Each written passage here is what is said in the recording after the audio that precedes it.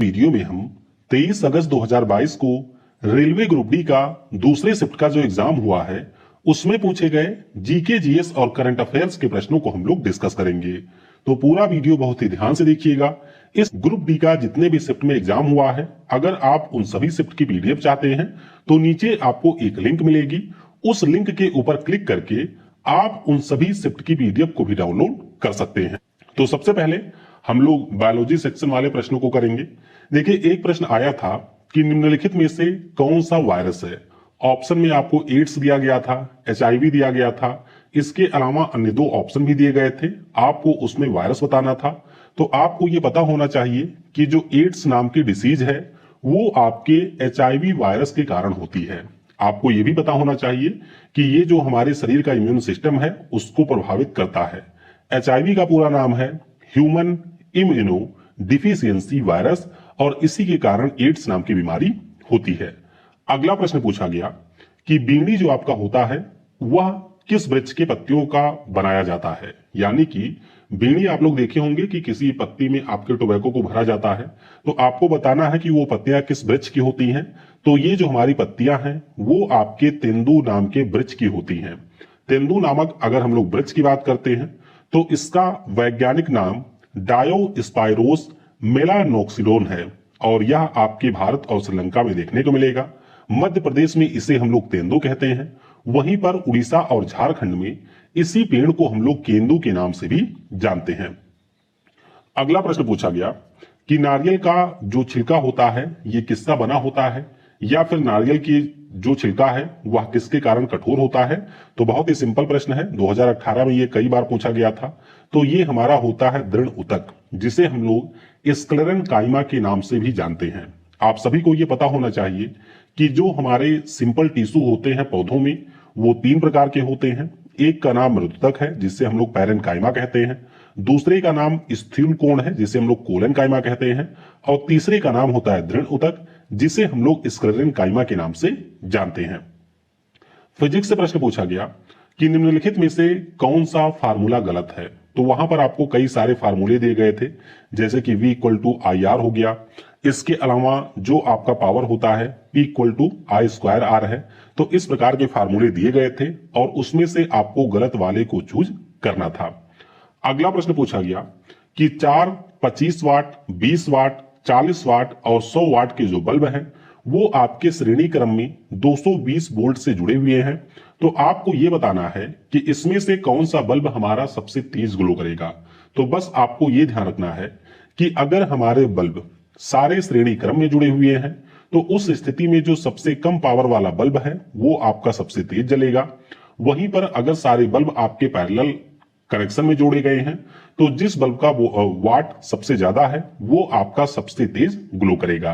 तो श्रेणी क्रम के लिए 20 वाट का जो बल्ब है वह सबसे तेज ग्लो करेगा। इसके पीछे कारण क्या है कि जब हम लोग सीरीज में बल्ब को जोड़ते हैं तो सारे बल्ब से जो करंट है वो आपका समान होता है और इस स्थिति में हम लोग यहाँ पर पावर लॉस को कंसीडर करते हैं, यानी कि P = I²R से हम लोग रेजिस्टेंस निकालते हैं और यहाँ पर जिसका भी पावर लॉस सबसे ज्यादा होता है वह बल्ब आपका सबसे ज्यादा ग्लो करेगा। तो ये फार्मूला आप लोग ध्यान रखिएगा। वहीं पर अगर हम लोग समानांतर की बात करते हैं तो इसमें हमारा 100 वाट का जो बल्ब है वो सबसे ज्यादा ग्लो करेगा। अगला प्रश्न पूछा गया था कि स्वतंत्र रूप से लटकाने पर जो हमारा मैग्नेट होता है वह आपके किस दिशा में अलाइन होता है।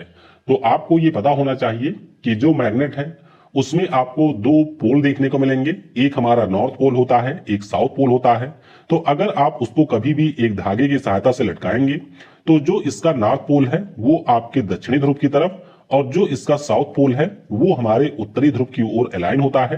क्योंकि आप सभी को ये पता होना चाहिए कि जो हमारे समान पोल होते हैं वो एक दूसरे को प्रतिकर्षित करते हैं, जबकि डिफरेंट जो हमारे पोल होते हैं वो एक दूसरे को आकर्षित करते हैं। इसीलिए मैग्नेट का जो नॉर्थ वाला सिरा है वो साउथ की ओर और साउथ वाला जो हिस्सा है वो नॉर्थ की ओर देखने को मिलेगा।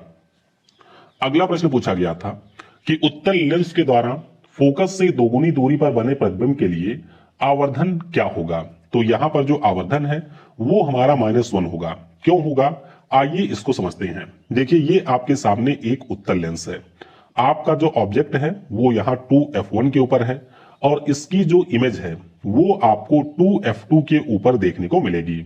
और आपको ये पता होना चाहिए कि ये जो हमारी इमेज है वो उल्टी है, इसका मतलब मैग्निफिकेशन आपका नेगेटिव हो जाएगा। और आप लोग देख रहे होंगे कि यहाँ पर जो हमारे वस्तु का साइज है सेम वही साइज है आपके इमेज का भी, यानी कि अगर ये आपका 20 है तो ये भी 20 हो जाएगा, दोनों को डिवाइड करेंगे तो 1 आएगा, और उल्टा है तो इसीलिए ये -1 हो जाएगा। और इसीलिए यहाँ पर जो हमारी आवर्धन क्षमता है या फिर जो आवर्धन है वो आपका -1 होगा। अगला प्रश्न केमिस्ट्री से पूछा गया था कि आवर्त सारणी में कितने हमारे नेचुरल और कितने आपको आर्टिफिशियल या फिर कृत्रिम एलिमेंट देखने को मिलेंगे। अच्छे से ध्यान रखिएगा कि जो हमारी वर्तमान में मॉडर्न पीरियोडिक टेबल है उसमें टोटल 118 एलिमेंट हैं और इन 118 एलिमेंट में से 94 हमारे नेचुरल हैं और 24 यहां पर आपको कृत्रिम एलिमेंट देखने को मिलेंगे। International union of pure and applied chemistry जो कि आपके तत्वों के क्षेत्र में काम करती है, उसी के द्वारा 2016 में यह घोषणा की गई थी कि टोटल 118 एलिमेंट में से 94 आपके नेचुरल हैं, जबकि हमारे जो 24 एलिमेंट हैं वो आपके सिंथेटिक हैं। एक प्रश्न कुछ इस प्रकार से पूछा गया था जहां पर आपको रिएक्शन दिया गया था, इसमें एक स्थान खाली छोड़ा गया था या उसके स्थान पर कुछ अन्य दिया गया था और आपको बताना था कि ये क्या होगा। तो CaOH का होल ट्वाइस जब आपके HCl गैस के साथ में अपक्रिया करता है तो ये बनाता है CaCl2 प्लस यहां पर आपका होगा H2O। तो खाली स्थान या फिर जो A है उसके स्थान पे हम लोग HCl रखेंगे और इस प्रकार से ये जो आपका समीकरण है वो बैलेंस होगा। इसके अलावा 2-3 प्रश्न और आपके पूछे गए थे क्वेश्चन से, मुझे हालांकि उनके बारे में पता नहीं चला है, तो अगर आप में से किसी को पता है तो नीचे कमेंट में बता सकते हैं। अगला प्रश्न पूछा गया कि किसी स्थान की जो मिट्टी है उसकी पीएच वैल्यू 11.4 है, तो आपको यहां से ये पता लग जाना चाहिए कि अगर मिट्टी का पीएच मान 11.4 है तो इसका मतलब वो जो मिट्टी है वो आपका बेसिक है, यानी कि उसमें आपकी बेसिसिटी है। और अगर हम लोग उसको न्यूट्रल करना चाहते हैं तो उसके लिए हमें किसी एसिड की जरूरत होगी। तो इस प्रकार की जो मिट्टी होती है जिसकी पीएच वैल्यू आपकी बहुत ज्यादा होती है तो वहां पर हम लोग यूज करते हैं जिप्सम का। जिप्सम जिसे हम लोग कैल्शियम डाइसल्फेट के नाम से भी जानते हैं, इसका यहां पर यूज किया जाता है क्योंकि जब ये आपके पानी में घुलता है तो वहां पर जो आपके सोडियम आयन होते हैं उनको हटा देता है और मिट्टी को न्यूट्रलाइज करने का काम ये करता है। अब बात करेंगे करंट अफेयर सेक्शन से जो भी हमारे प्रश्न पूछे गए हैं। तो देखिए करंट अफेयर में एक प्रश्न ये पूछा गया था कि नीरज चोपड़ा ने कौन से ओलंपिक में भारत को स्वर्ण पदक दिलाया था। तो सिंपल सा प्रश्न है, टोक्यो ओलंपिक जो कि 2020 में हुआ था, इसमें नीरज चोपड़ा ने हमारे देश भारत को व्यक्तिगत श्रेणी में दूसरा गोल्ड मेडल दिलाया था। आपको ध्यान रखना है कि ये भाला फेंक के खिलाड़ी हैं। इससे पहले व्यक्तिगत श्रेणी में हमने सिर्फ एकमात्र मेडल जीता हुआ था जो कि हमें शूटर अभिनव बिंद्रा ने 2008 के बीजिंग ओलंपिक में दिलाया था। तो ये पॉइंट भी आप लोग ध्यान रखेंगे। बाकी टोक्यो ओलंपिक में हमने टोटल यहां पर आपके 7 मेडल जीते थे, जिसमें 1 गोल्ड था, 2 सिल्वर था और 4 आपका था ब्रॉन्ज। अगला प्रश्न पूछा गया कि फरवरी 2022 में insolvency and bankruptcy board of India के नए अध्यक्ष कौन नियुक्त किए गए हैं। तो ये जो नए अध्यक्ष हैं इनका नाम है रवि मित्तल। क्या नाम है? रवि मित्तल इनका नाम है और इन्होंने नौरंग सैनी का स्थान लिया था जो कि इससे पहले चेयरमैन थे, लेकिन फरवरी 2022 से रवि मित्तल इसके चेयरमैन बन गए हैं। अगला प्रश्न पूछा गया कि पतंजलि आयुर्वेद ने किस बैंक के साथ मिलकर को ब्रांडेड क्रेडिट कार्ड के लिए साझेदारी किया है। तो ये जो आपका को ब्रांडेड क्रेडिट कार्ड है ये इन्होंने पंजाब नेशनल बैंक के साथ में मिलकर के लॉन्च किया है। इस कार्ड के ऊपर आपको कई सारे बेनिफिट देखने को मिलेंगे, जैसे कि अगर आप पतंजलि से कोई परचेज करते हैं तो 5 से 10% का डिस्काउंट मिलेगा आपको हर परचेज पर, और यहां पर 5 लाख रुपए का इंश्योरेंस कवर भी आपको दिया जाएगा। अगला प्रश्न पूछा गया था, हालांकि यह प्रश्न गलती से मैंने नोट कर लिया है। सैयद मुश्ताक अली T20 ट्रॉफी, ध्यान रखिएगा कि पिछले साल आपके तमिलनाडु ने जीता था, वहीं पर पिछले साल जो विजय हजारे ट्रॉफी हुई थी उसको जीता था हिमाचल प्रदेश ने। प्रश्न आपका ये पूछा गया था कि जनवरी 2022 में Syed Modi international badminton tournament 2022 के महिला एकल का खिताब किसने जीता। तो ये जो महिला एकल का खिताब है इसे जीता है पीवी सिंधु ने। हमारे तेलंगाना की गोल्डन गर्ल पीवी सिंधु ने इसका खिताब जीता है। कल पूछा गया था कि कॉमनवेल्थ जो अभी आपका बर्मिंघम में समाप्त हुआ है, उसके ओपनिंग सेरेमनी में ध्वजवाहक कौन थे? तो पीवी सिंधु और हॉकी टीम के कप्तान मनप्रीत सिंह इसमें ध्वजवाहक थे। आपको यह भी ध्यान रखना है कि इस इंटरनेशनल बैडमिंटन टूर्नामेंट में पीवी सिंधु ने हमारे भारत की ही मालविका बंसोड़ को हराया था और ये जो टूर्नामेंट है वो आपके लखनऊ में आयोजित किया गया। स्टैटिक जीके की बात करें तो एक प्रश्न आया था कि ईस्टर टोकरी आपके किस धर्म से संबंधित है? तो ईस्टर नाम का जो त्योहार है वो भी हमारे ईसाई कम्युनिटी के लोगों का त्योहार है और अगर हम लोग ईस्टर टोकरी की बात करते हैं तो ये भी आपके ईसाई धर्म से संबंधित है।